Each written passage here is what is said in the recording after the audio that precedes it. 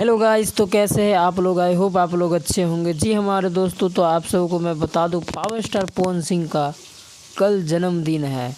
आज 4 तारीख है। पावर स्टार पवन सिंह का गाना शूट हो चुका है, लॉलीपॉप लागेलू 2। जी हमारे दोस्तों, लॉलीपॉप लागेलू 2 गाना शूट कंप्लीट कर लिया गया है।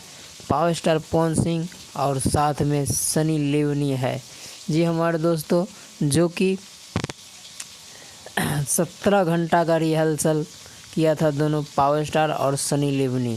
ये गाना कल 5 तारीख है, तो कल ये गाना को रिलीज़ किया जाएगा DRJ रिकॉर्ड हिंदी चैनल से। DRJ रिकॉर्ड्स इस चैनल से रिलीज होगा। और इस गाना में दिया है फीमेल सिंगर है ज्योतिका टांगड़ी। जी हमारे दोस्तों, तो ये भी बहुत बड़े सिंगर है, जो कि अपन बॉलीवुड दुनिया में ये भी बहुत नाम कमाई है।